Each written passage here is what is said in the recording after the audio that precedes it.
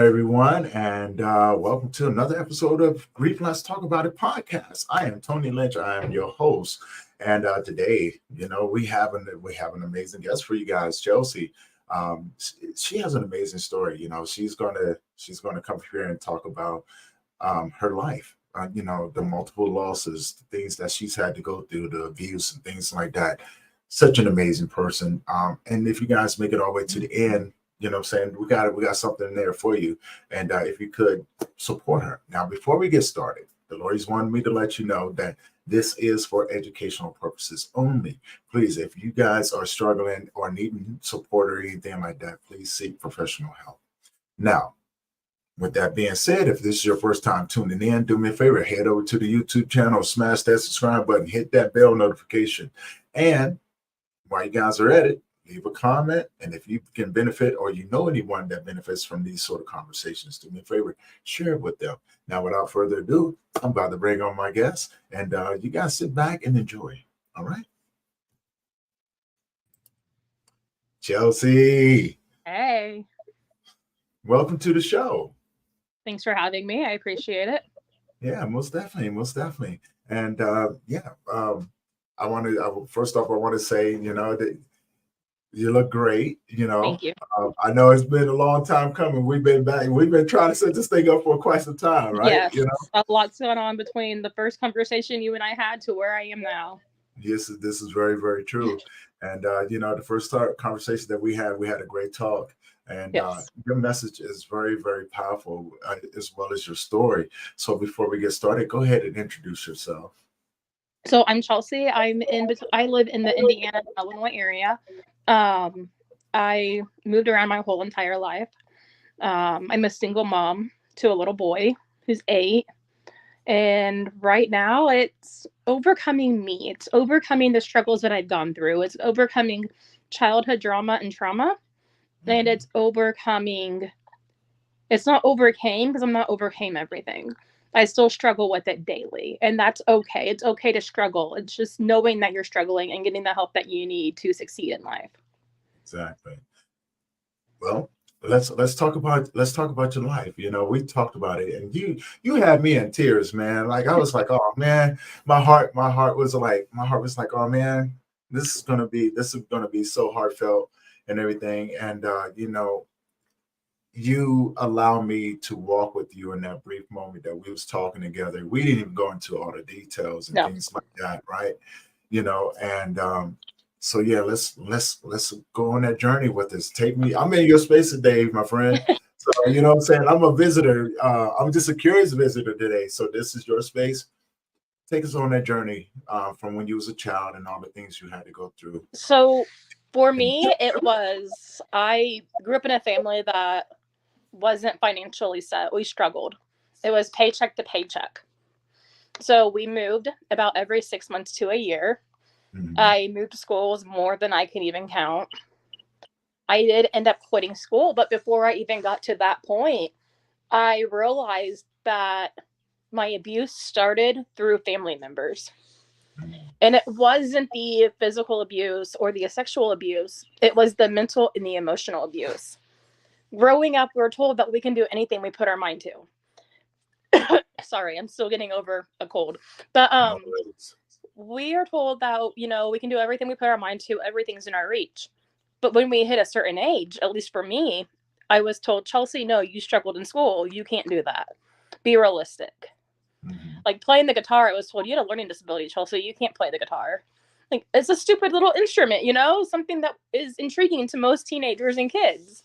right. So for a long time, I was always told, no, no, no, you can't, you can't, you can't. So in my teenage years, the moving got to me and everything, and I ended up quitting school.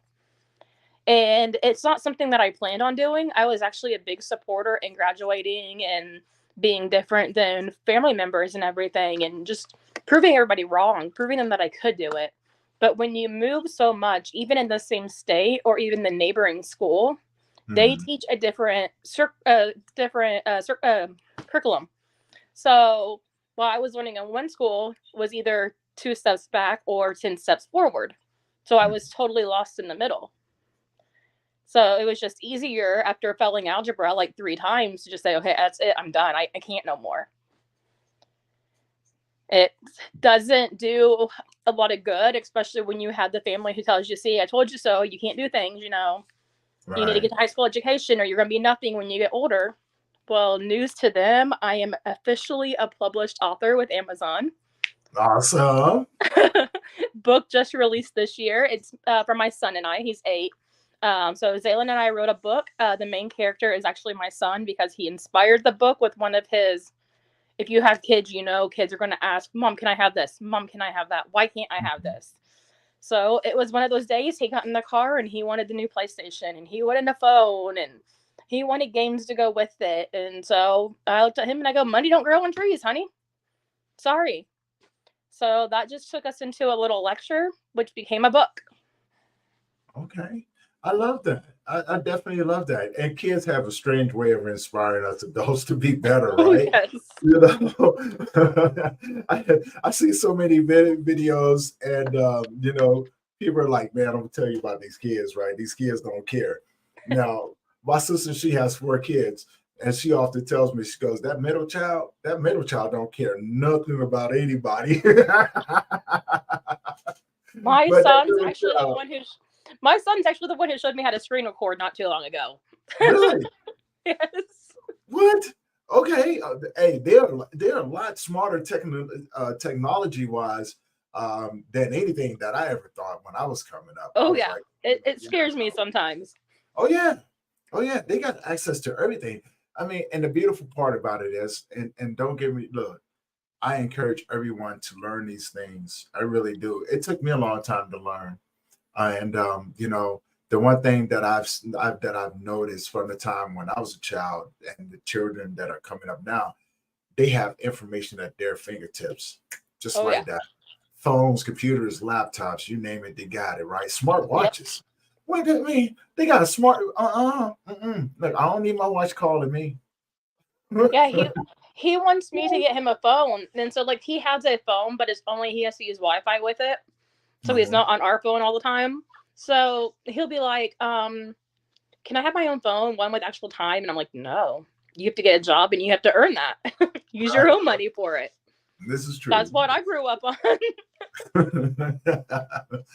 Now let's talk more about your journey, right? So You haven't even got into the details of it yet, right? And I'm just over here like, wow. I mean, family abuse, right? Not the yeah. physical, but the mental and verbal was there. And Emotional then abuse, yep. And you then by know. 16, I finally got into a relationship I wasn't supposed to be in. The guy was like 23 and I was 16. I met him through work. Then my Mm, dad's like, you gotta wait till she's older. If you want a relationship with her, you gotta wait it out. But I got to hang out with him whenever I wanted to and go to his house alone and everything. But it turned into the sexual abuse where mm, I was told that you can't change your mind after you say, yeah, you want to for that sexual part in life. But then when I'm like, no, this isn't me, and I'm like uncomfortable, I'm like, no, I can't. I don't want to. Sorry, you can't change your mind. It's too late. Sorry, but that is not true. That is rape. And you have the right to change your mind at any time. I don't care if you're a man or a woman or a teenager or a married couple. You yeah, have the right to say no. yeah. That sucks. And unfortunately, there are a lot of people that think that way. I don't agree with if a person says no, hey, no matter where you at or what you're doing, you stop what you're doing Yep. and you respect the other individual, male or female, because it's just not right. You can't force somebody to do something that they don't want to do. No. And So I was young and dumb. And the yeah. more I look back on it, is because like ever since I was a teenager, I loved like Law and Order SVU and all the other Law and Order shows, and I would watch all these different kind of cop shows. And it's like I knew better. I knew what that was, but yet at 16 years old, I wasn't connecting one and two together. Right. So I still went around, I still hung out, and I still felt pressure to do things I didn't want to do. And then after that relationship ended, I went and hung out with a 30-some-year-old who was Mm, technically married but separated. And it's just amazing when you look back at yourself. It's like you try not to regret the things that you did, Mm. and you try not to let it bother you. So it's like pushing it under the rug type of thing. Try to remember what you don't, try not to remember what you don't want to, but Right. it's, and then sometimes you get those flashbacks. Sorry, you get those flashbacks. And those flashbacks can be just as damaging as the day it happened. This is very true. This is very true. You know, and my heart is with you. No one should ever have to go through anything like that because it's something that doesn't go anywhere, right? You know, we, especially if it's very traumatic. I still remember stuff from when I was a child. Mm-hmm. And, you know, I don't think if a person has never experienced it, they don't know the extent of the damage that it does to a person's psyche, right? Right. Emotionally, things like that. And, you know, fortunately for me, and I was, and I say this, and I say this with appreciation and gratitude and humility, because there was a lot that I had to go back in and I had to heal from. Right, I had to sit with these things because they molded me into something that I never thought that I was ever going to be, and the world paid for it. Right, Yep. the world paid for the pain that I had been succumbed to, and I had to go back in. There was a lot of patience with myself, a lot of relearning, going back in, and like you said, you know, not even forgiving myself, but telling my younger self, "Hey, it wasn't your fault. It Yeah. wasn't your fault. You know, this over here was your fault. So you got to learn how to forgive yourself for this. But this section over here, this wasn't your fault. You know, you were young, you didn't know. I mean, and this person did some bad things to you, and in turn, you internalized it, and you hurt a lot of people. So that part right there, you owe people an apology. But be patient with yourself. Learn how. Don't be so hard on yourself. And these are the things that I had to learn to do as I began to get older and Yep. things like that, because I realized I couldn't carry. I could, but I didn't want to carry that pain with me anymore. If Right, you let that pain build up, you become an explosion. You become right, a, and that bomb can go off on certain people and not on others. right, And so, like, for me, I never reported what happened to me at 16. My mom tried to get the 30-some-year-old in trouble, but in the state of Indiana, and this is something that really needs to be clarified because everyone's always saying, oh, she was 16, that's assault. No, depending on your state statute, at 16 years old, that is consent, depending really, on the situation. So, like, when I was hanging out with a 30-some-year-old at 16 years old, I said yes. There was nothing they could legally do, which, looking back on it, is BS yeah, because yeah, I was being molded and I was being formed into something that I'm not. right. You were being groomed Yeah. by a grown man, and that's not okay. That is that. See, I'm a firm believer, right? You know, like I know they say consent age is 18 or whatever, right? I said, look, if you're below the age of my daughter, my oldest daughter, she's in her 30s, right? If you're below the age of that, don't talk to me. Hell, Right. if you're below the age of 40, right, don't talk to me. I got nothing for you. I got nothing for you. Hang out with people your own age. Right. Like, I'm in my 30s, so I'll be 34 in a couple weeks. Mhm. So when I have people, like, I've tried the whole online dating, and when people message me and they're like, "Hey, I'm 18," I'm like, "Yeah, no, you're jailbait." Or even though they're Yeah, not, that's just my point of view. But yeah, I have a kid who's 8, and when I was 18 and 19, I had 2 miscarriages 4 months apart. right, So they should be 16 years, 14, 15 years old. They were supposed to be born in '09. So I'm just like, no, because you would have been this age when my first 2 should have been born. So that's right, weird to me. No. right, If you're not under 18 or close to my age, and there's that many years between you and me and my kids that should be here, no, you're not worth my time. right. But there's still a lot of growing to do as well, right? You know, and the Oh yeah. problem is, you know, people tend to get into younger men and younger women. I've had to reverse. I've had younger women hit on me, and I'm looking at them going, Yeah, no. You need to go and experience, at least experience life a little bit, right? You know what I'm saying? Hang out with people your own age and things like that. I got too much going on in my life. I've actually had And people my parents' age and older reach out to me on dating sites, and I'm like, no, that's disgusting. right. I don't have daddy issues. Like, no. I love that you said that. Now, you experienced two miscarriages. Yes. How does Chelsea deal with these things as she's moving through this life after having to experience that? How has life changed in those moments? You know, So when I and had then my how first do you one, move forward? when I had my first miscarriage, I was in a relationship. The relationship actually lasted 4 years. But after the first miscarriage, which was an accident, like the whole pregnancy was an oopsie, things Mhm. happened, but we were living together. Um, Right. so then I got pregnant again, and then I miscarried 4 months. Within 4 months, I miscarried that second one. Hmm. So growing up, I was always told about, religious, and we always went to church, God this, God that, what would Jesus do?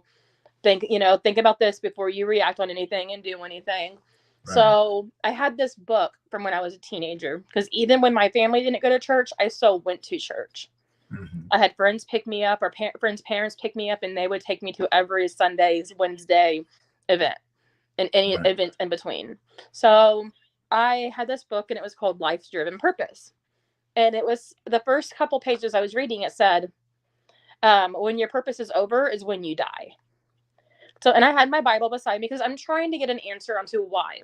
Why does someone who loves us so much, who doesn't want anything bad to happen to us, and, died on the cross for us and everything, how can he let me go through this much pain? How can Right. he take my babies from me? So when I read that line, I just took my book in our one bedroom apartment and I threw it across the living room floor. I took my Bible, threw it across the living room floor. And from that day until years later, I blamed God. It was God's fault. Yeah.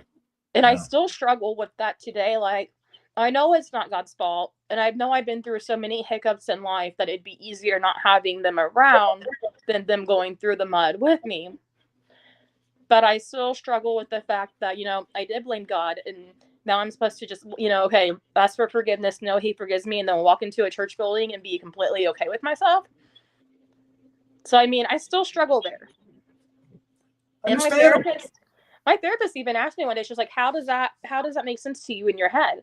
You go with the Christian value, He forgives, so you're forgiven about this because you've asked for forgiven and you talk to Him about this, but why can't you not forgive yourself? Mm. Now that is a great question, and I think that is something that like as you go, you tend to explore those avenues, right? Because I could look, I've been there, right? And just to share a little bit of what I did, and maybe it may help, but take from it what you will. Like so, when I understand the aspect of being hurt to a point to where um, the anger is there, Mm-hmm. right? I, look, I've been there. When my son passed away, I before my son passed away, right? Everything that I modeled my life around was around God, right? Because he was the only mentor I ever knew. It was the only example of a man that I ever knew, right? So I Yeah. used the concept of love and being a better human being and giving and uplifting others to model myself to be not only a good man, but to be a good father, right? Right. How does God love us? He loves us unconditionally. That's the way I love my son, right? We give good gifts unto our children. Oh, yes, I'm giving good gifts unto my son, right? I'm going to change everything. No drinking, no cursing, no drugs, no alcohol, none of these things. I'm not going to do it, right? Because I need to be a mentor to him. I need to be a good example. I want him to make his own choices when he gets older. I'm going to teach him how to think with this and not from what people tell him to do. So I'm constantly going to ask him, hey, what do you think about it? Right? Question Right. it. Question it. Think about it. I want you to think of here. What do you think? Well, Dad, this is what I think. Yes, that's what I'm talking about. And I modeled myself behind there. And I could tell you, When my son passed away, I was hurt. I was so hurt, you know, and I cursed him. Don't talk to me. Mhm. And for months and months and months, probably about a couple of years, I was like, "Don't talk to me." Then he took my mother. Right? I was like, "Hold on, you still want me to love you after you just destroyed my heart? Mhm. I am now a empty shell of whom I have no purpose or direction. Everything is gone. I'm now an orphan in this world, right?" Right. And I was like, how can I watched my whole bloodline almost get wiped out? My whole bloodline. I have no more kids. I don't have a younger brother. I don't have a father. I am the last and the oldest of my bloodline, meaning when I'm gone, there's no more. So so what had happened, I stopped being angry about it, right? Because I I figured, you know what? Fine. I since everything is gone, I'm gonna get rid of myself, right? And that's what I thought. I'm gonna get rid of myself, take my own life. Who cares? Who cares, Mhm. right? Um, and that's when I was shown something different. I really was. I was shown something different. I was shown a different connection, a different relationship, and then the reality of my life had came into fruition, and all of those things that I had questioned, like how can you take my son? How can you take my parents? How can you take my younger brother? If you All love me so much, how can you take away and cause this right, much pain? and cause this much pain, right? And inside of there, I was told your son was on loan to you. He taught you what you needed to know. I know you was trying to teach him to live in a world without you, but he was teaching you how to become a better version of yourself. His time with you is up. And furthermore, he was my son. He was my son. I just brought him home. That's it. I was like, whoa, wow. Well, what about my parents? When they were my children first. They taught you what you needed to know. Well, what about my younger brother? Isn't he supposed to take over the bloodline when I'm done? No, his time is done. Now that we understand that, I'm going to lay this path out for you, and I need you to walk it for me. Why would I do that? Because I have something different for you. I have something better for you. And I was like, what can be better than having my child with me and being a father? He goes, because of the relationship that I'm going to give you now, it's not something that's temporary. It's something that's going to be with you for the rest of your life. Now that's the journey I took, Right. right? And I found purpose and pain and direction from being redirected, right? So even and then I realized, and most people, like this is just what I did. You tell me what you think about it, right? And we'll dive into that as well. But it was I surrendered to it because I didn't have anything else left to fight with, Right. and in the process of me surrendering to it and throwing up my hands saying, I give up, I'm done, I don't want to do it no more, something happened. And in that moment, it was like this, my body filled with this strength I've never had before, knowledge that I've never even thought before. And I began to stand up. I began to look up to the sky. I began to breathe a little bit easier. And I took that first step. Right. And I've been taking first steps every step of the way. And it has been it's been challenging, yes, Oh yeah. right? Um, but it's been a beautiful, beautiful journey from that point on, and I'm still walking it, right? When you look back and see your own strength through all the things that you've gone through, it puts you into a different light. So like there's times I'll look back and I'll be like, so I think it was maybe from 18 to my 20s before, like, I mean, I would always lean on God when things got rough and tough, but I never like fully said, okay, you know what? I know it wasn't you. I know you did this for your own reasons. I know it's to make me a better me and everything. And they didn't need to go through the stuff that I'm going through now. And Right. it's a blessing that they're not here. But there was this spot where you look back and you're like, okay, without God in my life, I was dark. Like, I'm still dark, don't get me wrong. I can go dark pretty quickly. But you look back and you're like, wow. And then when you start putting God back into your life and you try to do it daily or every other day, because it takes steps. It doesn't happen overnight. It's not Yes. something that's going to happen as soon as you pick up the Bible and read it. You're going to have days where you can't touch your Bible. You're going to have days where you can't pray because it just feels like, how am I able to speak to him when this is how I reacted to different kind of blessings that he gave me in between? Right.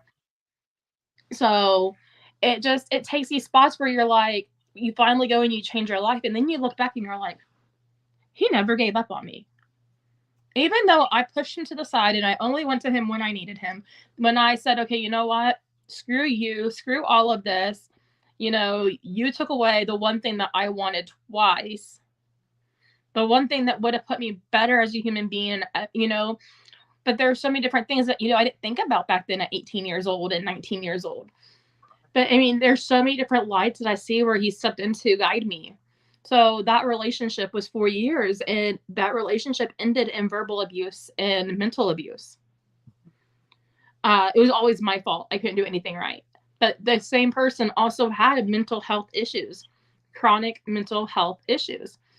So as I was pregnant with baby 2, he wrapped a belt around his neck and tried to hang himself in the bathroom.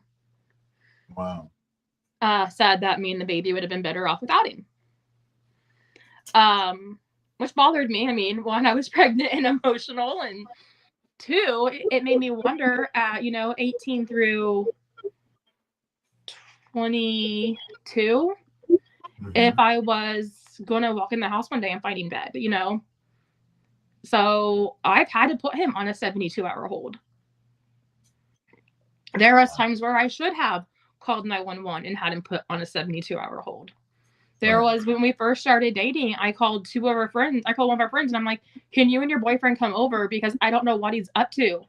And I was just like, I don't care. You guys can just come over. He's like, we already planned on it, Charles. He goes, he already asked us to come on over. We're going to hang out with you guys, have dinner with you guys. He's like, but if he's that bad, we're just going to stay the night. Right. So, and they slept in our bedroom on our floor just in case he tried anything. They were both guys. And so they slept there on the floor and we slept in the bed, and having them around helped me out mentally because I didn't know what to do. I'm 18 years old and I've never had someone threaten to kill themselves before. I've never had to witness as I'm watching someone rock back and forth, sucking their thumb as an adult and going into a dramatic spell. In the closet, of all places, in the closet. You know, I can't say too much. I used to hide in the closet when I was a kid. I did, you know, because I grew up my mother was heavy-handed, right? You know, and I think she just did the best that she could do with what she knew, right? You know, having their first kid is, I'm an experiment. We're gonna see what works on him, and then we're gonna figure it out on the next kid, right? Which is my sister. And by me being a young boy, you know, I guess mothers have a tendency to think that, hey, you know what, the best thing that I can do for the young boy is to whip his butt, right, all the time. So I stayed in trouble, and so I got my butt whipped a lot. Now I look back on it. Now I do not fault my mother for what she did. But I'm telling you, you can only smack me but so many times before I'm not coming out the closet. I'm gonna hide in the closet just to keep you from trying to find me, right? Yeah, his was in his 20s, and here he is hiding in the closet, just rocking back and forth. He spoke Spanish because he was Puerto Rican, so he was speaking Spanish to me, and I'm like, I don't understand. And then he's like repeating himself, and then another time he had an incident, which is when he got on his 72-hour hold. Is I was supposed to come back to Indiana from Florida because we were living in Florida, and we were going to separate for financial reasons. I did not get along with his mom and stepdad. His well, it wasn't even a stepdad; it was his mom's boyfriend she lived with. He was physically and mentally abusive to his mom, and he tried to use his words against me to try to, you know, oh, you have to go to work, you can't miss work, but yet it's okay for him to miss work, type of thing. Right. So that was just not a safe environment for me and them to be in. So I came back to Indiana and he stayed down there, and that's when I found out he was cheating the second time. Oh. Yeah. First was right after the miscarriages. Mm-hmm. And then he tried to use the excuse that he couldn't get it up. I'm sorry, if you're hanging out with somebody and you're in a hotel room and you're not dressed, it's not going to be that hard not to get it up. Right. So, I mean, I called him out on that. So, I mean, I had the mental side of it. I had the cheating part of it. I had the words of I wasn't good enough or I couldn't do anything right or everything was my fault.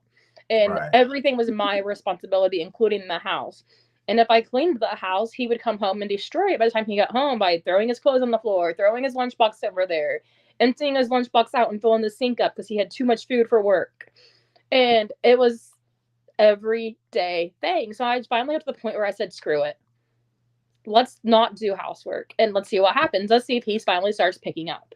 Bad Right. mistake. Don't ever do that because he didn't do anything. And then it puts you Right. into, you're already getting into a depression that you don't know you're in. You're not the girlfriend. You're becoming a mother figure. When you're That's cleaning that house, plus working, plus making sure and counting their medication to make sure they're taking their medication. mm-hmm.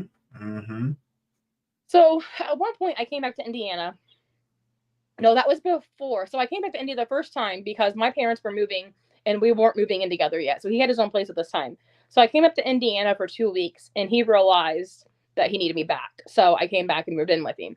But the day I was leaving, the week I was leaving to go to Indiana, we had everything packed up. He came over to help pack and load the semi up. So he got, and we sold a lot of stuff. But he came and he's staying there with me. My parents had roles, even though we were dating, we couldn't sleep in the same room together. So he was in my brother's room and he came into my room and he's speaking to me, telefono, telefono, telefono, my telefono. And I'm like, why? And then it dawned on me because I'm waking up through a dead sleep and he's holding his phone. So he had a past relationship with someone still in Puerto Rico that they just never called it quits. So he felt like he was cheating on them and that Right. messed with his mental health. So he's like, I forgot my medication. I had to take my medication in 2 days. And all it took was 2 days. And he was batshit crazy. Oh man. Yeah. So I took him to the hospital and they're asking him questions and they're asking me questions. And I'm like, I don't know. I don't speak Spanish. I don't know what he's saying to you. And so they put him into a room, get him in there, talk to him. And they go, he confirmed that he's suicidal. And I'm like, oh, okay. They go, he's going on a 72-hour hold. So I left the hospital without him and I left him there. I got to go visit him one day. And then the next day I was moving, maybe 1 or 2 days, then I was gone. So when he was getting out of the hospital, I was on my way back to Indiana. Wow. And well, at least you got out of it, right? He got out of it. But then, so that was in the early stages of a relationship. So I came back a few times. He should have been admitted. I just never admitted him. And then that's when the miscarriages happened. And then at the end of everything, he ended up marrying the woman that he cheated on me with the second time. So he's married to her now. And Wow. yeah, I know there's times he's messaged me and I'm just like, he told me how bad their relationship's been at times and their hiccups they've had and how he's regretted everything that happened between us. And I had to tell him, I'm like, look, I'm not that 21-year-old no more. The Right. person I was at 21, you killed. I don't know her no more. She don't exist. I am someone totally different. When you said that, what that reminded me of? You ever see that movie? I think it was Samuel Jackson and the girl, she was in a coma. She woke up and they come to find out she was an assassin. No. Man, I can't remember the name of, but you saying that right there, and I'm looking at you, I'm like, that reminds me of her right there, right? Like, I'm not her no more. Because when she came out of her coma, she was a school teacher, but yet she had all of these skills that she didn't know where it came from. And then all of a sudden she gets hit by a car. Oh no, actually, somebody put a hit out on her because they found out where she was. And they go and blow up her house and hit her with a car, and she wakes up and she's like, she's going around. Now her husband at the time don't know anything about this, don't know who she was. And she goes up and she grabs this deer and she snaps the deer's neck. And he goes, but you're the school teacher and things like that. And the words that you spoke is what she spoke. She goes, I'm not that girl no more. Yeah, I And mean, she bobbed off. I was like, oh, yeah. I was like, oh, Chelsea's a badass. I just took all the trauma that he put onto me and all the back and forth. And, even when we were in that long distance relationship, oh, I love you. I miss you. I can't wait to be with you. And then the whole time he's seeing somebody else as soon as he hangs up the phone with me, that kills a person. All Yeah, that yeah. pain and trauma, it makes you have to reevaluate who you are. Like, Mm, what did I do to deserve this? right. But it's not exactly what I deserved. It's the people that we allow into our lives. This is very true. Very, very true. And I think that was a lesson I had to learn too, and listening to you say that and everything. You're such an inspiration because you're still here, you're still talking and you're sharing this story and getting it out there. And when you said that right there, it did something in my heart. Like, now do you understand, Tony? Right? Because I'm still Yeah. learning, I'm still healing from certain things and this, that, and another. Every day is And a new day. Every every day day is a new is day. a learning Yeah, experience, and we can't dwell on the past, but we can look back on the past. right. And like I said, moving as I move forward in this life and everything, I still find things in my life that I have to go back and readdress. You know what I'm saying? Because my goal is I want to be the best possible version for Right. me in this world and for the people that I encounter, right? Right. I never want anybody to feel the way that I've ever felt in my life. I want them to feel who I am now. You know what I'm saying? The inspiration, the joy, the happiness. I want them to feel the gratitude and the appreciation that I have for them and things like that. So I work because I'm a servant for them. And Yeah. so I never want anybody to feel bad or anything like that. So I go, okay, I need to learn to be better so I can give back more. Yeah. And My first time back from Florida for a Mother's Day.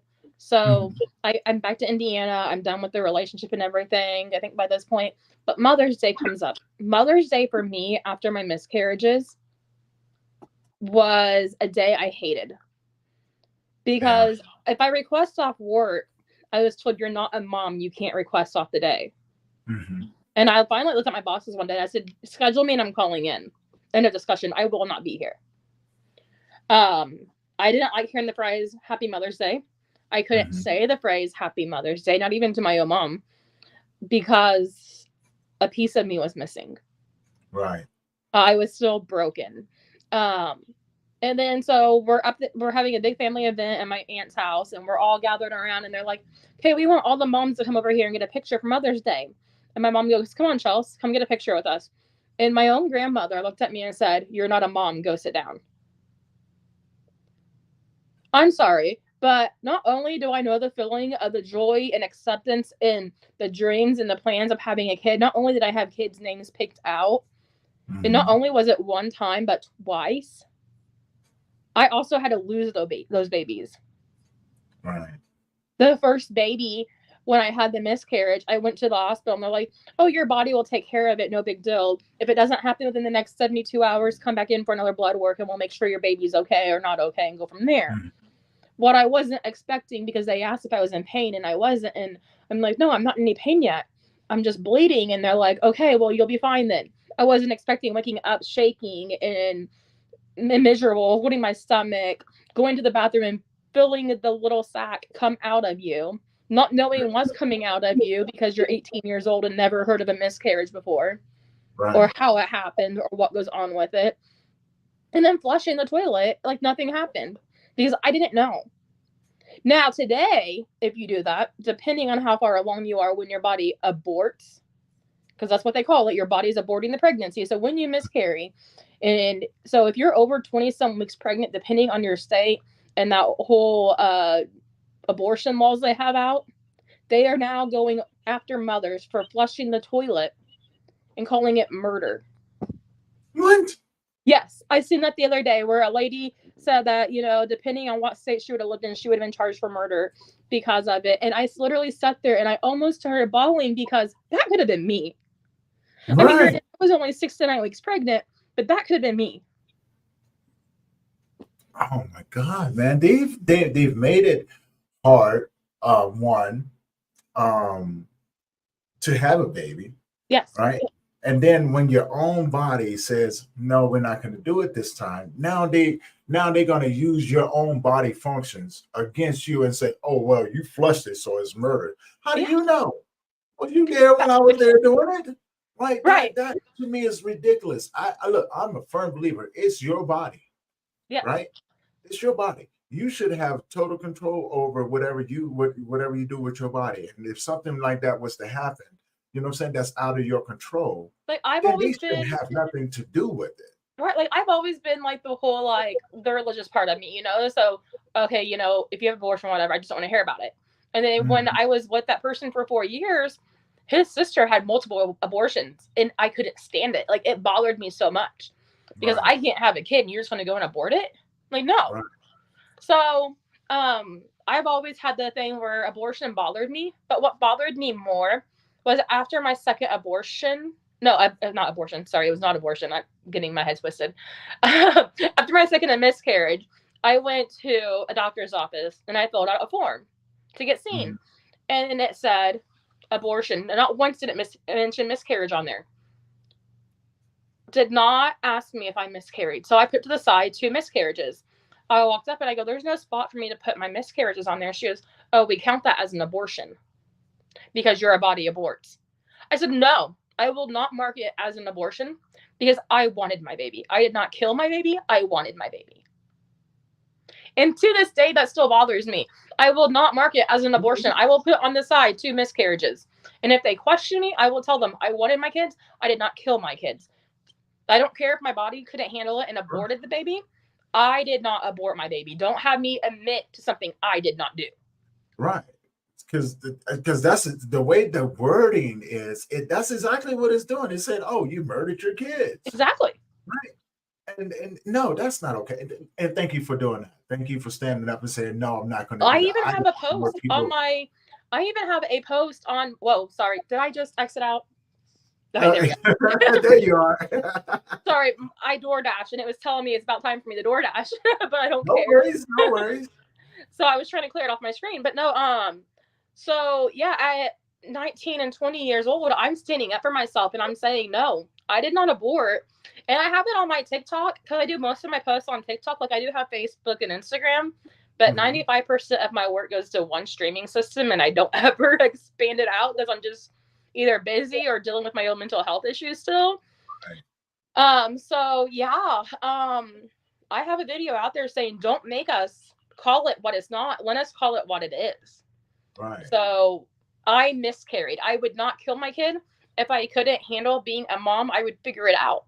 I mean, Right. my relationships have been horrible. I've never had a healthy relationship until recently, but that one's still confusing.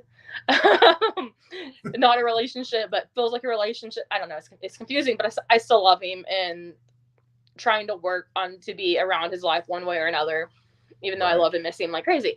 But that's later on. But Understandable. so I mean, with the whole, it's all confusing because you get in one spot in life and then your body rejects something, and then the next thing you know, you could be held as a murderer. That's Yeah. not how society is supposed to be. I wanted my kids. Granted, I was 18 years old, and when I had that first miscarriage, I mean, yeah, everyone's probably thinking you were 18, you should have been using protection. Sorry, but condoms don't always work. Birth control don't always work. For me personally, one of the birth controls I was put on after my miscarriages, I would have 2 cycles a month because of the birth control. So Wow. when I would go to get seen, I'd be like, they're like, when's your cycle? I'm like, I don't know because I bled this week and I bled this week. It's like every other week I'm bleeding. And they're like, oh, okay. And I'm like, I'm done. I'm not doing birth control no more. The first birth control I was on at 16 years old, when my mom found out I was sexually active, was recalled. It was at Yaz and Yasmin. It was Hmm. recalled for being bad for you. And then they went in at the same time. They also wanted you at my age, 16 years old. They want us to get that shot for cancer for your ovaries, and then that was recalled years later. Mhm. Um, so I mean, it really put me in the mindset of what not to trust and putting in my body. But when you're Right. screwing with my cycle like that and not always having a healthy cycle anyways, I mean, you're confusing us. Right. And what else could that do to us? Very true. Very, very true. Like So that. I don't do the whole I don't do the whole birth control thing. And yes, I know condoms are not 100% pregnant because that's how I got pregnant the first couple of times. Wow. So they break. They're not always leak proof. I mean, things happen. This is true. This is true. You know, I have a vasectomy, so and I know that there's stories. I heard of stories, right? I heard of stories. Hey, I had a vasectomy, but I still had a baby. I'm looking at them like, yeah, that's not very encouraging, Nope. right? You know what I'm saying? All it has to do is just jump over. It's crazy. And they say it takes, what, 5 years, 7 years to actually find out if it worked fully. And then sometimes it can still grow back together. So, if mine grow back together, I'm going to the doctor that did it, and I'm going to kick him in his private parts. I'm like, look, you didn't do your job. You said that you cut them and took a lot, and then you cauterized them, and you said that this was. Right. I'm kicking you in your private parts because this is what you deserve. Right? Yeah, so I was supposed to have a full hysterectomy, and I haven't done it yet. I mean, I'm done. I'm in my 30s. My kid's 8 years old. My others should have been teenagers if I had them. Right. The whole pregnancy I had with my kid, I was scared and sick and miserable. So fearing I would lose it all the time. So yeah, I'm done. I don't want to have a kid 8 years apart, 9 years apart. So I'm working on the process of getting where I can have my hysterectomy and go from there. But like relationships for me hadn't been easy. I went through after that relationship of 4 years, and the manipulation, the getting the mind games, the verbal abuse, the mental abuse. I mean, being told you're worthless and you won't amount to anything. And it's things that you hear as a kid too when you're told you can't do anything because you're a special ed child or you have a learning disability or you quit school. I mean, it's always telling you what you can't do. It's not ever telling you what you can do. That's very true. So they're labeling you as someone who's not going to do anything in their life, and they're telling you, don't even try. And that's how I took it. Right. So my goal throughout life. Anybody else would too. I think people, a lot of people would take it that way because I don't think somewhere down the line, doctors forgot to be compassionate to the patients. And it wasn't even just the doctor. I mean, it was more the family members and the relationship to that I thought were people where they said the I love yous, but the I love yous can be blind. Those I love yous can be because they want one thing and one thing only. This is very true. And it goes back to that old saying, the people that are closest to you, your family members, will hurt you before anyone else does. Right? The whole thing where blood's thicker than water. Yeah. Your blood's not always going to be thicker than water. Your support system, you may not find your support system until you're in your 30s. You may not find your support systems until you're in your 60s. Because family's not always going to be there. They're going to shut the door on you. They're going to walk away from you. So, and I've learned this through all the failed relationships. They always want to throw it in my face like it's a plaque of honor to, well, Chelsea, you had this crappy relationship. Or Chelsea, what about that relationship you were in? So I got to the point after that 4-year relationship, I went to, the whole friends with benefit things and realizing that people only wanted me for one thing, which made you feel like you're a game or you're a toy or a sex object. Yes. Totally understand. At one point, I started saying, I'm not a deck of cards, don't play with me. Because that's what it felt like. It felt like a game. It felt like I was a card game just getting played. It definitely can feel that way. Especially when I tell you that I have a kid and my kid means more to me than anything. And if you want to be in my life, you have to be in his life. And you agree to everything that I say. And you're like, hey, come on over, hang out with me. So you go over and hang out. And guess what they wanted? They wanted one thing and one thing only, a one-time thing. But they made it seem like they wanted everything for weeks. Oh, yeah. Well, unfortunately, there are people out there like that, right? And when I talk to young ladies that have gone through similar things, I say, first and foremost, here's one thing you don't do. You never invite a man over to your place, nor do you ever go over to that place by yourself. Because for one, if you're just now getting to know this individual, meet this individual in a public place, get to know this individual, right? Right. Secondly, make sure that you have a mutual likeliness to each other, Mm-hmm. a mutual respect. That way, if it's a mutual respect, you can then take the time to get to learn each other, right?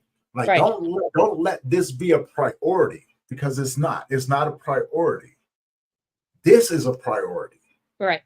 And as a woman, and I teach young men this as well, because I've seen young men go out there and get their butts handed to them as well. I go, look, this right here is your priority. Make sure you keep this in mind as you're paying attention to this individual over here. No, not necessarily looking out for red flags, but get the time, get the chance to get to know them and make a decision based around, can you see yourself with this individual long term? Now, here's the kicker part. Here's where the hard part comes in. Patience. Because men and women both have a tendency to keep up a facade, to pretend that they're everything that you want, because you're telling them exactly what you're looking for, right? And so they pretended that that's what they, I'm gonna be what you want until I get what I want, and then from there I'm going to change it around. And as crazy as it is, people do this instinctively, right? Yes. But if you're patient enough, eventually, when people get comfortable with you, not from the intimacy, but from talking with you, they tend to reveal who they truly are. Oh, yeah. And sometimes it can take weeks, and sometimes it can take months. But walk with the individual, see how they act, and then see how they change once they're comfortable with you. Yes. So now for Chelsea, you've gone through all of these things. Mm-hmm. And here you are today, right? Yeah. And I love the term overcoming me, right? You know what I'm saying? Because that's a self-reflection. And you're saying, no, I've had to overcome me. Right. I've had to work on me to become the best possible version of who I am. Yes. Right. So now you've gone through all of this crazy stuff. Yeah, I went through the whole physical abuse and like the whole getting slapped and punched and everything, woken up and argued at because they were still wanting to argue. So I've been through all of that. And then somewhere along the line, I end up pregnant, and I have now an 8-year-old. I went years without the whole sexual relationship or any kind of relationship because my priority was my kid. I had to focus on my kid. Right. And then as soon as I got to that point where I wanted to try the whole relationship thing, it turned into the whole one-night stand thing. And then I got into a relationship, which seemed great during COVID. Moved in too fast, 6 months relationship. He ended up kicking me out, but we ended up breaking up, which was I was plain blindsided on it. Didn't know what was going on. Didn't know why. Right. And then to find out a few weeks later, like not even a week later, that next weekend, he brought a girl and her 5 kids in to live with us. Yeah. So I went through all of that, which that in the end, that after he moved somebody else in and everything, it turned into a verbal and a mental abuse type of relationship. So I got out as soon as I could. I took my time too, because I had a contract for 3 months and I knew my laws. I knew I was protected and I was going to prove a point. Right. So, and I spent money on the house. And then after all of that, he kept money from me. We had a joint checking account. So like one of my stimulus checks went into his account. He kept it, refused to give it to me, said he never got it after telling me he got it. So I went through all of this stuff, and here I am now, and it's taking me to realize I met a friend a while ago. The first time I met him, I was still getting over that relationship. And I was at my son's little football practice, we're sitting there talking, and another friend brought him over, and she's like, hey, this is my friend. Of course, in the back of my head, I'm thinking, dang, he's cute. You know, I mean, there's that instant attraction to him. She's like, after I told her this, she's like, I can hook you up. I'm like, no, I'm not ready. I'm not there yet. I'm not mentally looking for a relationship or anything like that. So then I met someone who I worked with, and that person who I, started having feelings for, I thought was getting to know the person, was getting close to the person. Well, they end up moving away. So I just went onto one of those dating sites one day and just started sweeping no, no, no on everybody. I was just in such a mood that nobody was good enough. Like, I found something wrong with everybody, but it was kind of funny too, because it was like really playing a game on me. Like, I'm sitting there just laughing as I'm hitting no, next, next, next. And then his picture popped up. I'm like, okay, you know what? I know you. I know, I don't know you, but I know of you. We have mutual friends. Why not? So we were supposed to go out and have dinner one night, but I ended up getting COVID again. Oh, wow. So the whole time I had COVID, he works from home. So he was texting me the whole time. Made my COVID time great, by the way. It really helped out having someone on the other end of the phone talking to me. Right. So when we finally got to hang out, it was Super Bowl Sunday. So if he's watching this, he knows I'm talking about him. So we hang out and we had roles. We weren't going to do the whole sexual relationship right away. We wanted to wait. I'm not going to lie, there was too much tension there where some things should have happened that happened. But I mean, we're adults. It's whatever, we make our own decisions. Right. So we did break our rules and our promises to each other on that. But after a while, I don't know what it is. Like, I've always, whenever I would meet somebody I don't know, I would always get really nervous and want to back out and cancel. I never wanted to fully commit to something. Like, I'll tell you, yeah, I'll be there, but then I'm thinking of ways how to get out of it. I understand. So, Definitely understand. but with him, I didn't have that. I was excited to go hang out with him. I was thrilled to get to go hang out with him. So I went to his house, hung out with him, felt completely safe. I never felt that comfortable around anybody that I'm just hanging out with the first time alone in my entire life. I don't even feel that comfortable around my own family. So after a while, I go and I do the Easter Bunny in my area. So I dressed up as, I went and did my Easter Bunny thing, and I got about almost $2,000 in 3 days as the Easter Bunny. Nice. And my friend was getting married. So I told my friend, I'm like, hey, Heather, I'm sorry. I just got management. I have all these classes I've been doing. There's no time to request off because we're short-staffed. The whole time I bought a plane ticket. I told my boss, I will not be here. I'm telling you months in advance, even though you want the month it's available of. So I will not be here. I will be in Florida to visit my friend I haven't seen in like 12 years. So I asked him, I'm like, will you come with me? Will you please come with me? I'm taking my kid with me. I don't, there's so many things that makes you worry about going on vacation alone, especially when you have a kid with you and you're a female. I go, for my own safety and my kid's safety, I feel better having someone there. I go, and he's like, yeah, I'll go. So we looked at hotels, like extended stays, because we were going to be there for a week. And the one I booked, I started reading the reviews on it, and it was nothing but trash. So I got my money back immediately. Then I'm like, okay, I keep going back to this house. I know you can't afford it, but I can. Are you okay with it? 4-bedroom house, 3 baths, private pool, private hot tub. Nice. He's like, if you want it, it's your money. I'm not going to tell you yes or no. You do what you want to do. We've only been hanging out now. This is April and May. And I just hung out with him the first time, Super Bowl Sunday. And I'm having him to go 1,000 miles away with me on an airplane. My kid's supposed to go with me, which my kid belled. He freaked out. I was like, no, I don't want to go now. It turned out being the best week of my life. It was the first time I was fully away from my kid for a week at a time. Like, it was a much needed vacation. Yeah. But I learned so much about myself during that time. So before we got to Florida, he slipped one day and said, I love you, Chelsea, or Chelsea, I love you. I don't remember which way the name was in it, because anytime we would ever get like too comfortable, he would always remind me, hey,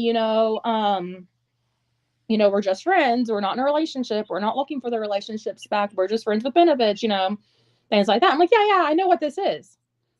But then he's the one who says, I love you. I turned around, looked at him, walked over to him and I go, excuse me, what did you just say? Like, I'm in my mind, I'm playing reverse. Like, I'm saying everything that he would be saying to me if I said it. Right. So I'm like, what did you just say? And he's like, I don't know where that came from. I didn't mean that. I tell all my friends I love them. I go, bullshit. I go, obviously you meant it. We just don't slip and say I love you. And that wasn't an I love you as a friend. And then he's like, okay, whatever. You know, so then I leave. And then we get to Florida. And in Florida, I finally tell, like, everyone's telling me, Chelsea, I know you have feelings for him. The way you talked about him, the way you glow when you talk about him. We all know that you're in love with him. And I'm like, no, no, no. We get to Florida, and one night we're in the hot tub, and I'm just like, I love you too. And he's like, what? I'm like, I love you too. And he's like, whoa. I'm like, I know, but I love you too. So we've been going back and forth on this for almost 2 years. It'll be 2 years this Super Bowl. We will get to the point where I'm moving in with him, and then he freaks out and has me leave. And that just recently happened and this has happened 3 or 4 times. I spent almost a month with him, not quite a month with him. He disagrees and says it was over a month. He's wrong. I know. I moved in with him, his roommate this time, because he was living at his mom's house. He got a house through his boss. So we ended up moving in together, and everything seemed to be going great.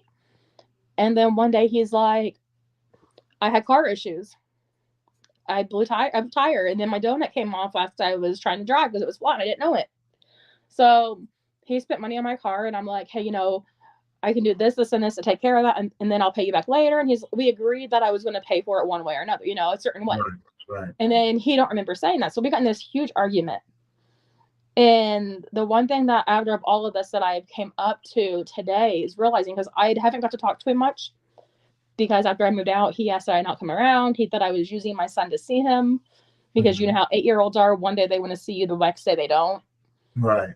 So I don't know. It's confusing. So he thought I was using my kid to see him. So I came to realize that when it comes to relationships, everybody has their own mental health issues, some way, somewhere. We just may not always see it. Or if we do see it, we think we're okay, that, you know, it'll just take our anxiety medication, we'll be fine. But that's not always true. So I have to come to the understanding for me personally, and this has helped me throughout the time away from him, is unless we are both medicated or seeking mental health, like not even medicated, as long as we're both not getting the help we need mentally for our mental health, it may not work. And that's the hardest pill to swallow, because I love him with my whole entire life. Like, he's the one person I trust more than anybody. And I miss him daily. I miss his daughter daily. And I hate driving by his street, because all I want to do is just turn down and go up there and say, hey, hon, hey, babe, you know, whatever those words are, and just give him a hug. And so I struggle with that. But since then, like, we finally got to he messaged me the other day, and we talked for a couple minutes, and I don't know. I feel like we're going to go back into our cycle of talking. I don't know. Maybe it's just a hope, but I am now stranded because the newest journey in my life. So a few weeks ago, I told you I got sick. I think we were supposed to schedule a meeting, and I got sick. My flu test came back negative. COVID came back negative. This past week, my mom's test came back positive for the flu. So maybe I did have the flu. I don't know. But it lasted for about 2 weeks. The cough, I still struggle with today. So I've been sick. I lost my job for being sick because I was missing work. I wasn't going to go be around food and go talk on a headset when I can't even cough without trying not to pee myself or anything like that, because the cough was horrible. So I did lose my job. And then I do DoorDash. Like I said earlier, I DoorDash. So I went to take my kid to school this week. I'm in between homes. So if I stay at my parents' house, I drive a little further. My car had a water pump issue, and I kept pushing it off and pushing it off and pushing it off. So 2 days ago, I think it was, I take my kid to school. I pull over about 3 times on the way there. Finally pull over, put some water in my car, get him to school, pull into the parking lot, let it cool after he leaves and goes into the building. Then I start heading back to my parents' house, and I'm getting to go DoorDash. So I'm like, okay, I'm going to go to my parents' house, and I'm going to go DoorDash. Well, my car decided to overheat again. I'm on the interstate. I contact someone to see if they can come help, see what I need to do. And they go, if you can drive it, let's try to get to a truck stop and let's see, because it cooled down and everything. I just put coolant in it like an hour before that. And he's like, if you can get all this done, he's like, maybe we can get it looked at and I can get it fixed for you. And then you can just pay me back when you can. So I start driving it and I pull over again. I'm like, hey, here's how far I made it. But now my car's smoking. He goes, it sounds like you blew a head gasket. I'm hoping you didn't blow a head gasket. He goes, I have a tow truck on the way. They'll be there in about 40 minutes. He goes, you've been in the car for at least an hour now talking to me off and on. He goes, go do what you gotta do. Just leave the keys in the car. We'll go have your car picked up. So he called me. I came home, and by this point, I'm exhausted. My mental health is completely shot. Right. Especially with being sick. I didn't take my pills like I was supposed to. So my mental health is completely shot. I come home, just sleep for a little bit, get up, and he calls me and he's like, so they picked up your car. He goes, I had him check the exhaust. Your car smells like antifreeze and coolant. So he goes, you blew a head gasket. He goes, there's no point in even fixing the water pump. Best option is to junk it. Oh. So I had people messaging me last night. I put a GoFundMe page up. So my brother's car has been broken down. My parents have one car. So when I'm at my parents' house, we're down to one car, 4 adults.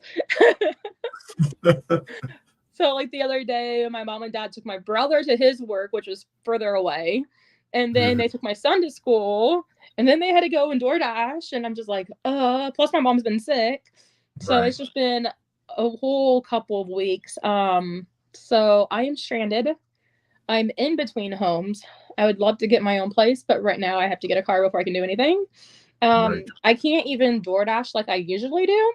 So like tonight when I do get to go DoorDash, I have to go DoorDash with my parents, and I hate it that way because I love DoorDashing where I can just pick it up, pick the instruction. My dad's like, okay, let's pull this other phone out. Let's find the address. This is what the house looks like on Google Maps.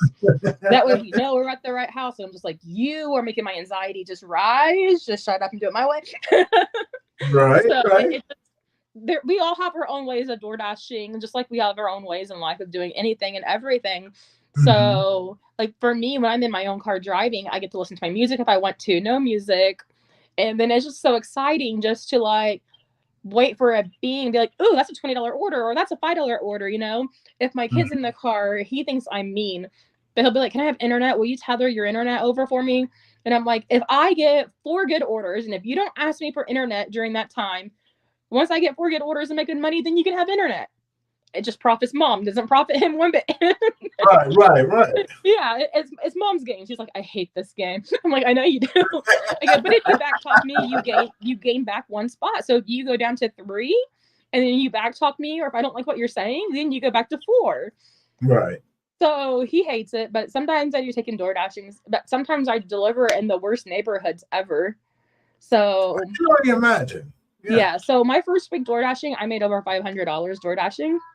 Nice. So the other day I DoorDashed my car overheat and I only made $40 and I missed prime hour. And right now it's Thursday night. So Thursday night's a good night. Friday night's a good night. Saturday nights are good nights. And off and on during the week, you'll have good nights. So I'm just like, I don't have Christmas bought. I had 2 gifts bought for Christmas. I haven't got to talk to Santa yet to see what Santa's getting him. And now my car's sitting at a mechanics shop, needs to be cleaned out before I can sell it. So I did start the GoFundMe page. So far you sent me the link to that, so that would definitely be in the that's going to be in the descriptions on the YouTube channel as well. I appreciate that. And now I don't have Christmas done, and then I don't have a car. Taking away a car from someone is taking away their freedom. Right. It really does. And it takes away your voice too, because when you do everything your way for so long, and then you get to leave whenever you want, and you get to make decisions for, like your kid, and then they're like, well, since we're driving, why don't we do it this way? It's like, no, we're not. So I'm mom. I'm sticking to my guns. I'm doing what my kid wants. So it's just been a lot of confusion. It's been a lot of overthinking and trying to process, and very confusing. But I mean, you got think about it this way too, right? Because we all know things happen for a reason, Yes. and sometimes you may have to go through some things, but the setup is, the come up is sometimes a lot of times a lot more blissful than to come down, right? Sometimes life has a way of saying, "Hey, we need to get rid of this stuff so we can clear the path to give you something better Yeah, in life," right? You yeah, just got I've to had be this patient car for about it, not even a year. right? I bought it off of a friend who's a mechanic. So I Mhm. knew how much the water pump was going to cost me. It would have been $185. I just didn't have the money at the time. And then Right. getting sick didn't help. And being a single mom and making things works when you don't have your own home to go to. Mhm. So everything has just been so up in the air and so crazy that I just kept pushing everything off, doing what I had to. And I had no gas gauge. I had no back shocks. My water pump was wrong. My brake light kept binging occasionally, and we don't know why. I mean, there was a code, we just didn't get it looked into, all the way. So I Mhm. knew this car had issues. The service engine light would come on. Sometimes it stayed on. Sometimes it would beep at me and come on twice. So it was one of those cars that it got me through to here. But Right. with Christmas coming up, New Year's Eve coming up, my birthday coming up, I know my kid's gonna want to do something for my birthday because he loves birthdays. And New Mhm. Year's Eve, he's like, "Mom, I'm staying up all night." And I'm like, "Okay, let me see what happens because who knows what I have planned New Year's Eve because of my birthday and everything." So it's like we'll figure it all out. But here we are, one car, and it's any day now. It could start snowing because I'm in the Indiana area, so I can't just. And I won't, where I'm at, we don't have buses and we don't have Ubers and stuff like that. Okay. So my area, and I drive across state line to work. So when I go and I'm door dashing, I go to the Danville, Illinois area, and some of those neighborhoods are unsafe. Like someone messaged me like, "Can't you ride a bike?" And I'm like, "No." Like one of the neighborhoods I go to a couple months ago had a shooting of a kid. So Oh a kid wow. was shot. Yeah. So I'm immediately after that, I messaged when I got more details about the shooting. I messaged DoorDash and said I will not go back to this area ever again because I take my kid door dashing with me. Right. Wow. So Now, I where mean, can people find your book? so my book, it's Money Don't Grow on Trees. It is on Amazon. Um, it just got published this week, and I will be having another one coming out. If everything goes as planned, I will have it edited tonight because it's just a kid's book. It doesn't take long to edit. So I will Mhm. be having that one published tonight, and that one will take about maybe a week to get onto Amazon. Okay. And I think that one I can't remember what I titled it because I used words off of an image. But it's mainly telling people to don't want other people to tell you no. So Right. like in one part of the book it says Marana, I just picked out random names. Marana used to make her own clothes. People called her poor. Today she's a fashion designer. So it's about reaching your goals. And then at the very end, I did put about the author, and I put my story about how I was told the things I couldn't do. But here I am, a high school dropout, no high school education to, like certificates or anything. But yeah, Mhm. I'm a published author. See, that's beautiful. I Now, have two adult books done. I just have to get the funding to get them edited and published. The publishing I can self-publish like I did these, but what I really want to do is go through Amazon Publishing and let them do it through their company where they make my design cover, where they edit it word by word and line by line. And then if I do it that way, it's like $3,000, and then they will put it in 70 plus stores like Walmart, Books a Million, Target. For those books, that's what I want with those. see, now that can be possible. That's definitely possible, right? You know what I'm saying? I So mean, it's you've a dream. already overcome Yeah. the challenges of writing a book. I mean, hell, you're about ready to release your second book, right? Yeah, You I know, have and my to me, second that's kids book just coming fine. out. That's not including my two adult books that need edited. The three or four books that I have started, that's not Oh even wow, finished. wow! Yeah, You and look then at you. You're on a little path, aren't you? yeah, Now I will. that's Okay, so inspiring. the book that I have for the adult book that I would love to have out when I get the $3,000 saved up for it is Mhm. called Finding McKenna. And it talks about different struggles that she went through where she finds out she was actually kidnapped by her birth mom, and she has to, she finds out all these dirty secrets about her mom and her actual life and a paper life compared to the life that she has. Okay, So okay. it's interesting. And then like Another book that I'm starting is, I don't know what I'm going to, I think it's one called Missing on a Bus. Every day, we as a parent trust the society and the system, the school system, to put our kids on a school bus with strangers. But in Right. this book, those kids are going to come missing. That school bus is going to be missing. All And right. then another You book, so like gotta send me those links. yes, I will. You So definitely gotta that send one's me not those links. finished. So Finding McKenna, when I get that one done, that one there, it took me a month to write, and it's taken me 2 years to get it published because I don't have the funding. Right. Right. You know, see, The other you one I can't start wrote, with the GoFundMe. yeah. You know, people are going to be watching this, and just like I say, your story is amazing, right? I mean, just the name "Overcoming Me" is such a strong, powerful title. And When after I listening, started when I you know, started doing this, I never seen myself as a public speaker. right, I don't ever picture myself standing up in front of people and telling my story. And here I am technically doing it. They're just not all here in front of me to see. But I right, mean, I never thought of me telling my story. But it took this last person who I still love and care about to tell me, Chelsea, speak your truth. Tell your side. Speak up. mm-hmm, I mm-hmm, mean, I remember having conversations where I'm not comfortable with the communication. Communication scares me because I'm scared of the backlash I'm going to get with communication. And right, then having that person to support me and tell me to tell my story to go get on that podcast channel. He's someone who told me how to get onto to find podcasts to get on. yeah, And so he kept pushing me daily to do something with my life. And here I am. And I'll message him and I'm like, hey, guess what? I just did a podcast. And so, I mean, it's the little things. It's the people that you don't expect to turn your life upside down, and not even upside down. They put your life back in trap, and they push you to be who they know that you want to be and who they see you as. right, And they do it for the good and not for the bad or evil intention. So with him, I was able to start telling my story. And I would always, before I would post it, I would send it to him and get his approval. And he'd be like, well, I don't like this, but it's not me telling the story, it's your story. right, So now it's just finding the courage to post things. And sometimes it's hard to post. It's like, when I tell my stories, is it going to be over with? And so I think it was 3 years ago, 2 or 3 years ago, when I first started writing the McKenna book, I started writing another book. And it mm-hmm. was, I think I want to title it This Too Could Be You. Because that's the thing with abuse and assault and everything that I've been through, and with the whole overcoming me thing, is this too could be you. It doesn't matter our race or gender. It doesn't matter our age. It doesn't matter. All it takes is that one person to tear you down. All it Mm-hmm. takes is one person to say no, and then to still do it anyways. It's one person can change your whole life. 5 seconds can change your whole day and your whole life.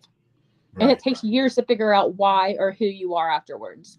So this too can be anybody. And another thing they need to realize too is abuse has a cycle. Abuse has like the honeymoon stage where everything's perfect. And then mm-hmm. they start changing, and then it gets to the abuse part, and then it's oh, I'm so sorry, and everything. It's just a little circle. It's a whole little thing. So I have a book started on that too. But even with my stories in it, I don't feel like it's enough. So what I would love is for other people who has been through abuse. I want men to tell their stories, because there's that whole stigma on men can't be raped or men can't be abused. They can. Oh There's that yeah, whole stigma is, well, if they get it up, then they're, obviously they want it. Or there's that whole stigma of, well, if she got horny, then, and if she came and stuff like that, there's all those different things where then obviously you enjoyed it.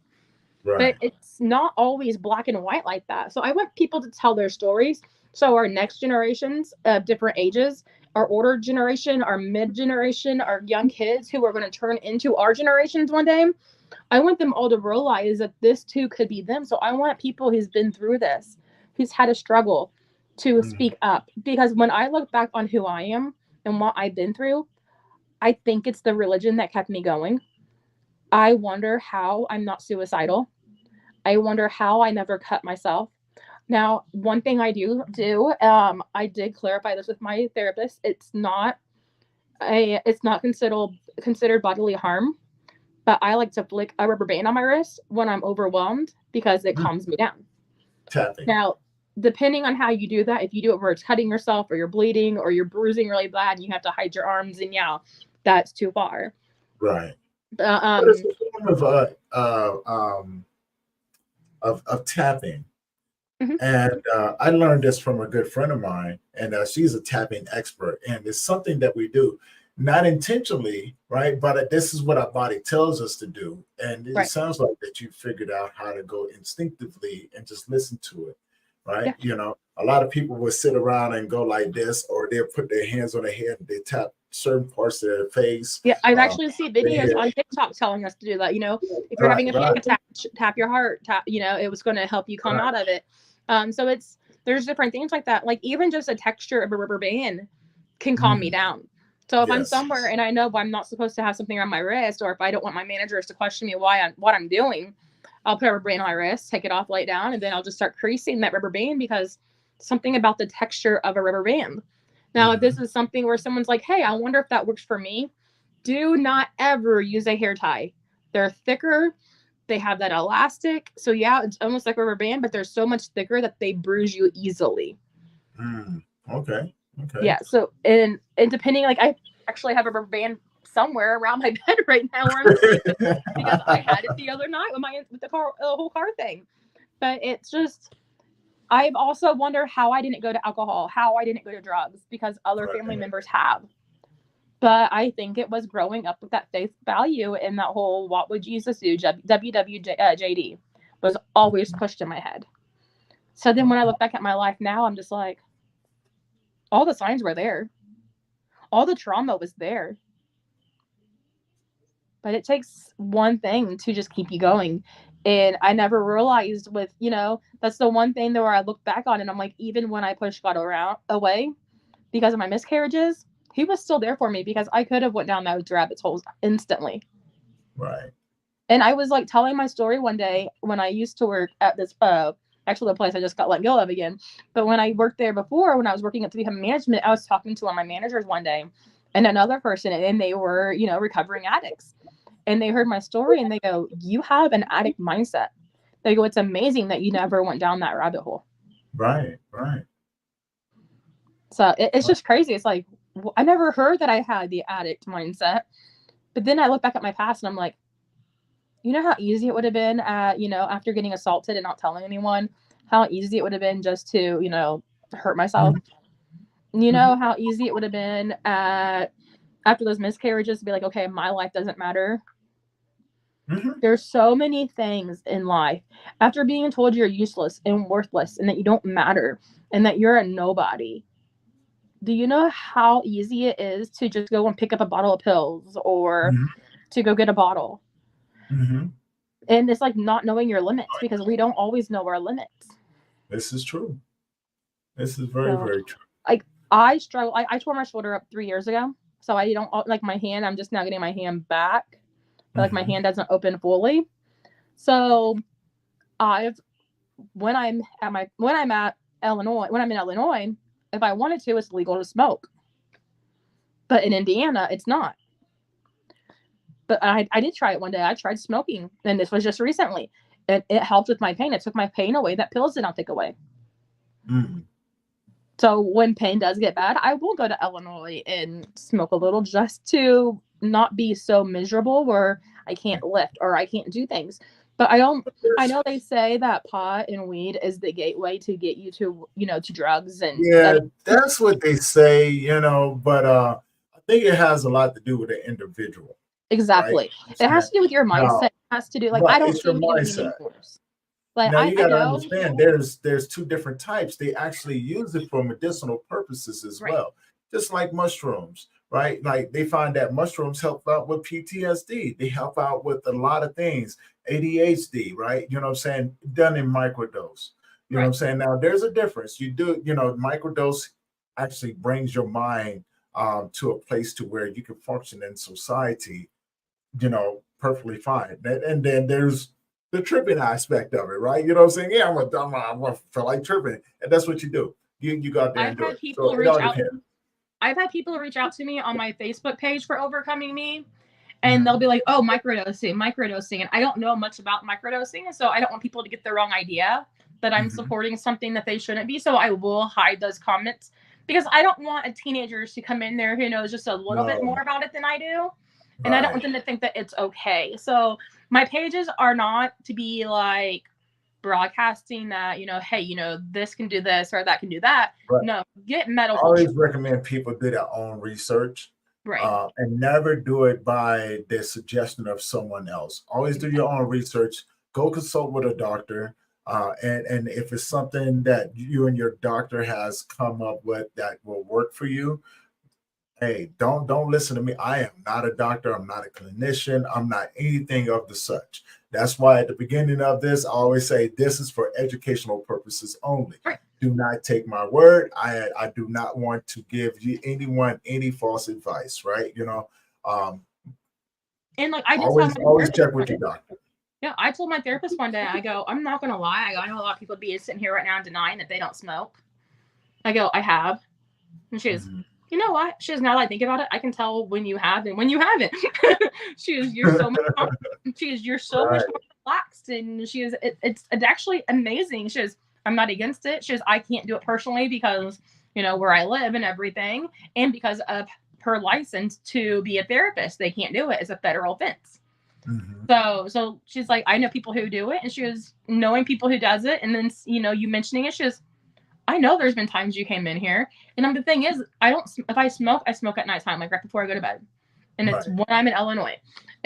So I'm like, I say that because I don't want anyone in Indiana to get pissed off on me. Yeah, we don't need them coming after you.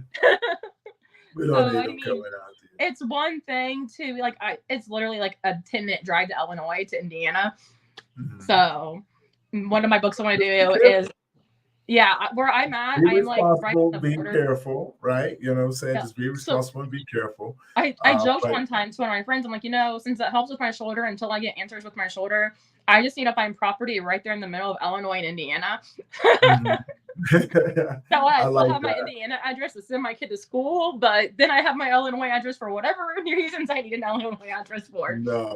Which brought me to another book idea, which is having, calling it Ileana, because one of the things they joke, they call around here is Ileana because we're so close. But having it where you build your houses right on the border, so you have a part of your house on Illinois, part of yourself on Indiana, and then it becomes a whole like everyone's doing it. And then it becomes a whole police war and gang war because they don't know their whole rights and everything to it. I look at them and go, you can't come all the way in my house. That part of my house is over there. Exactly. I'm in this section. So legally, I am good. Exactly. I am good. Yeah, there's just so many different things. And like one day I was watching a clip on my son. He loves watching YouTube. And that's all he wants for Christmas is YouTube stuff so he can make his own channel. Right. So nice. We were sitting there. Yeah, we're sitting there. One of his little clips came up the other day and it said, do you ever realize that when you go to a hairstylist, you leave your DNA behind? I don't have that problem. I don't have that problem. My hair fell out and it just never came back. So my DNA, I'm pretty sure right now I still got the little bit that's left on here, but I'm not leaving a whole lot behind. But that made me think too, that literally made me think, I just went and had my hair cut. That hairstylist to go kill somebody now and take my hair and leave my hair behind it. And now I'm getting arrested for murder. You know what? That's one of those true crime podcast things right there. I've listened to a few of those. Those are pretty cool. So that gave me another inspiration on a book. So, I'm getting my inspiration and I have to go back and forth because one day I'll fully be focused on one book. And then the next day I'm like, okay, I got to go back to this book. Focus on, you got all of these things going on. Might as well put it in there as you go. Start to line these things up. Eventually, you're going to turn around. You're going to have 6-7 books already complete, right? Yes.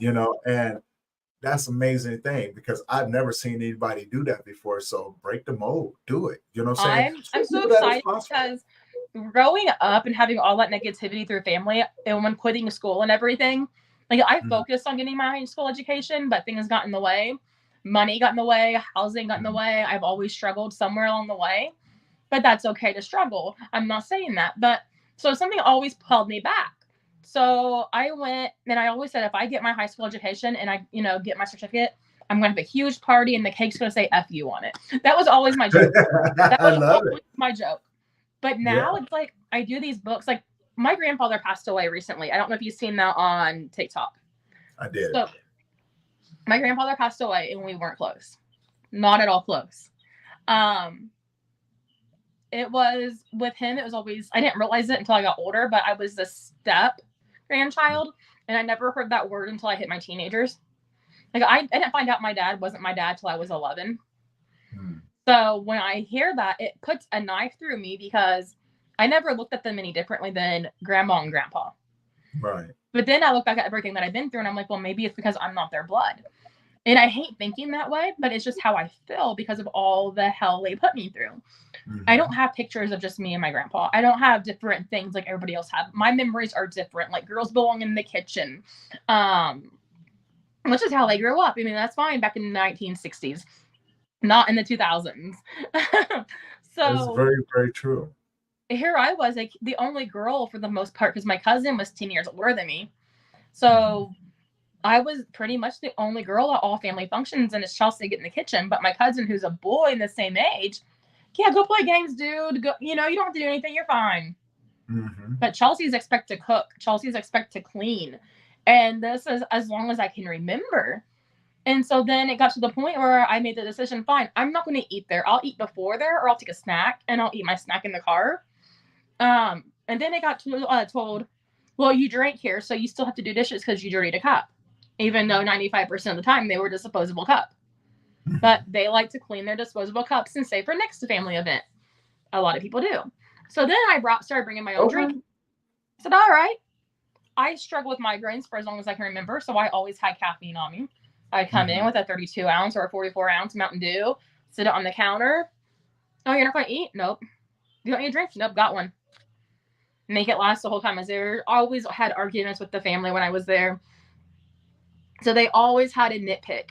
So finally it turned into, I don't care if you're not eating here or drinking here. You're in my house. You're doing dishes. You're cooking food.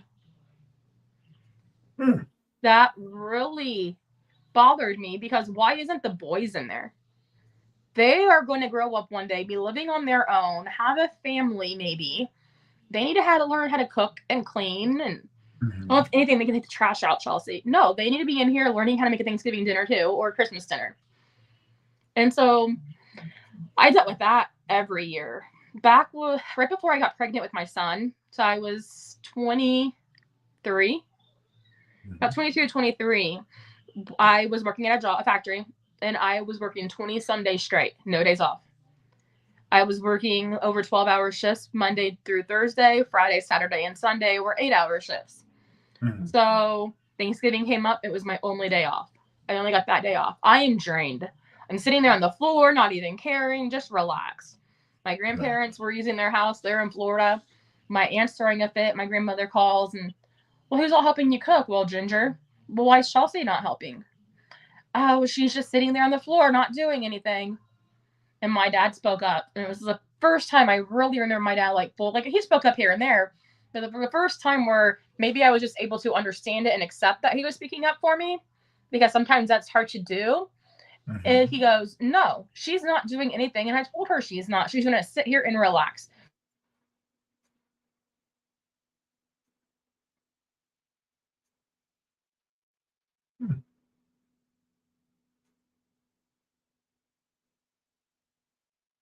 Uh-oh, she froze up.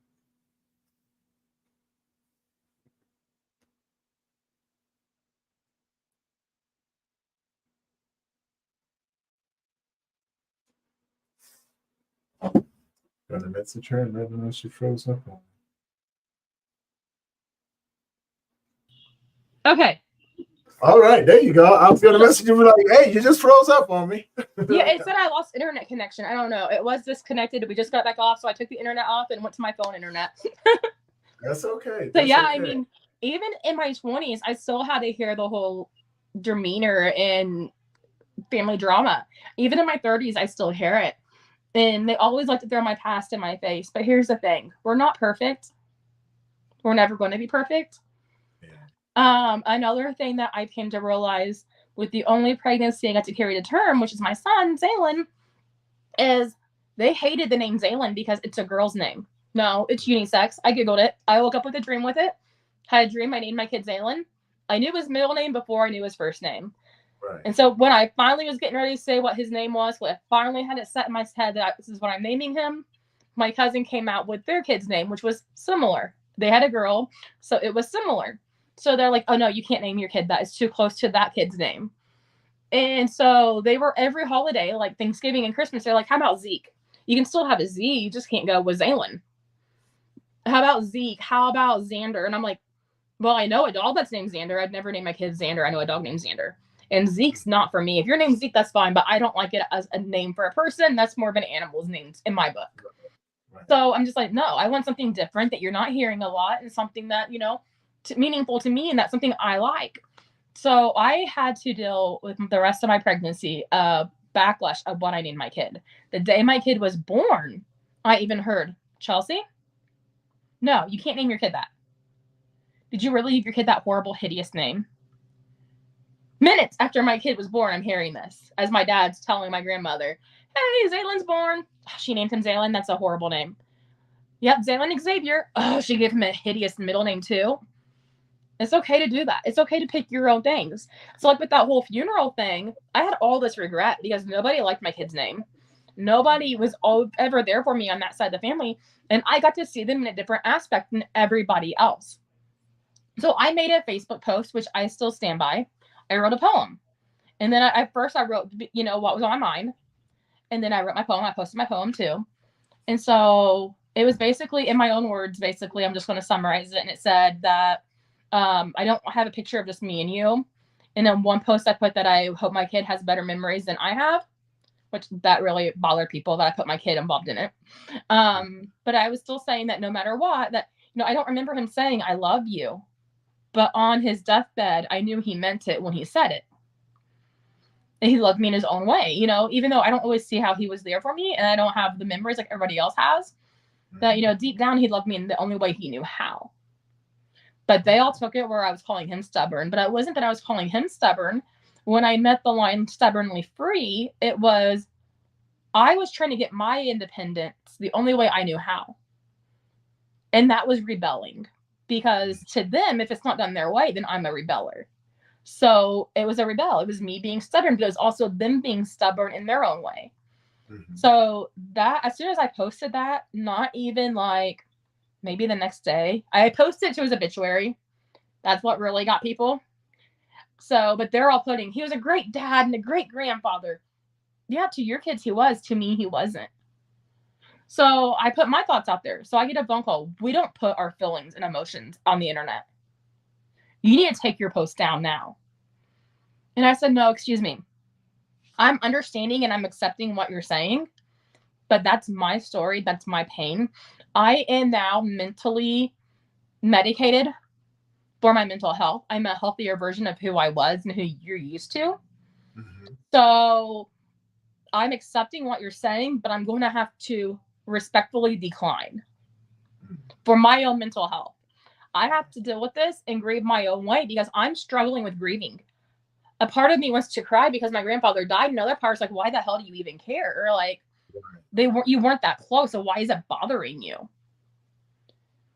And then then I hung up the phone with him, got a text message. Sorry, I shouldn't have spoke to you like that. I apologize for the way I spoke to you. Here's what you need to do. And before your other aunts and uncles find out about this, and I go, let them find out. I don't care. This is me dealing with this my way, a healthy way for me. Mm-hmm.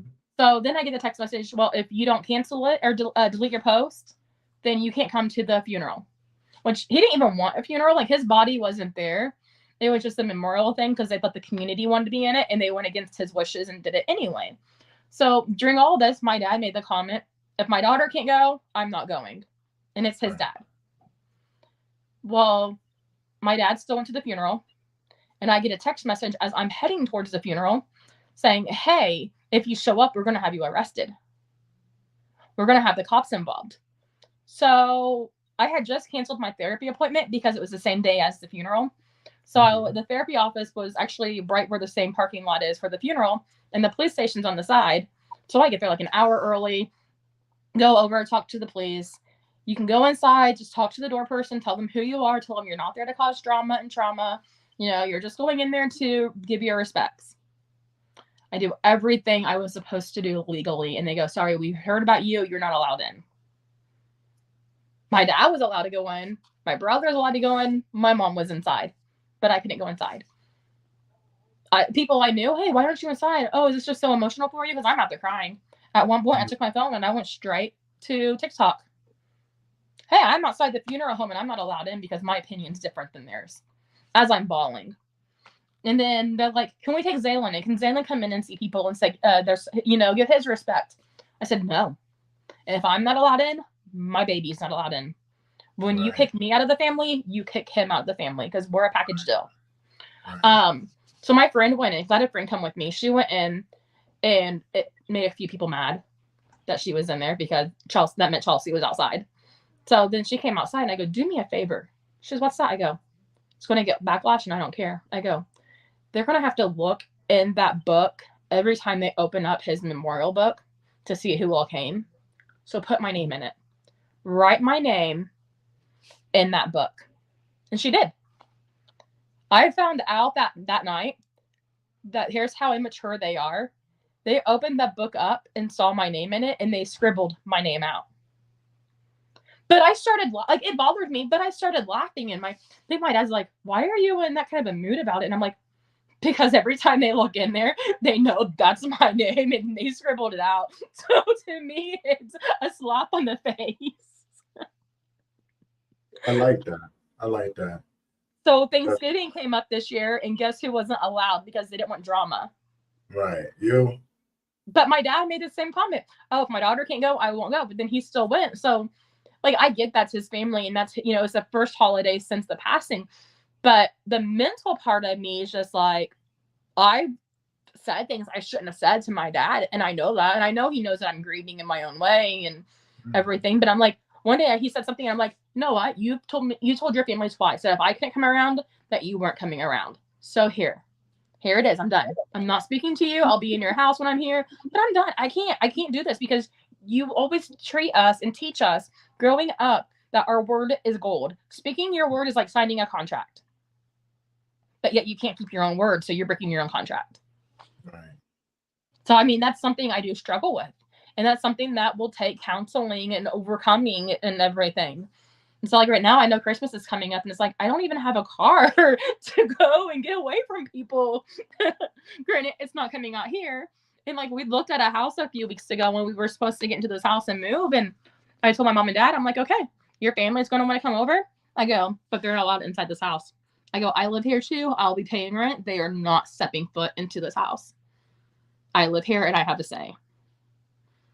And my mom and dad looked at me and they go, you know what? We respect that. If they want to come outside, they can sit outside. I go, honestly, I don't want them outside, but because I really don't want to have to look at them. But if they have to come over, they just don't come inside this house because I'm not dealing with their shit.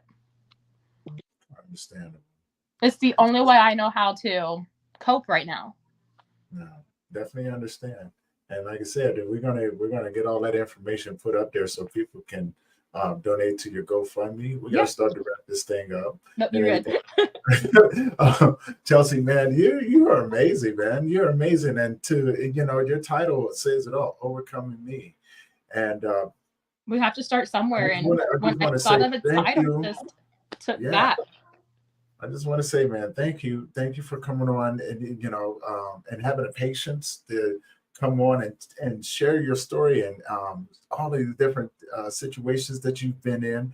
And you truly are an inspiration. You are a strong individual, and we want to make sure that you keep going. Yeah. With doing this, it's not about me. It's about letting people know that this too could be them. But it's also the fact that it's not one of these things where it's like, oh yeah, I'm going to do this and make money off my story. No, it's not about that. It's the fact that we always feel alone in our struggles, and we don't ever feel like someone else has gone through it. So if I can change one person's life through abuse, or save one person's life through abuse, then telling my story was worth it. Because when people hear about abuse, they want to shove it under the rug or close the door, or they want you to shut up. But it's not like that. You have to tell it. You have to speak your truth, because literally anybody could go through this. That's very, very true. That's very true.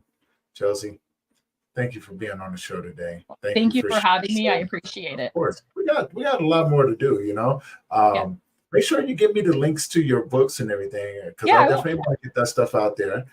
Your social media links as well. Make sure you send that stuff to me, and I want to make sure that that stuff gets out there. I do have your GoFundMe link, so I'm Yes. definitely going to put that in the description.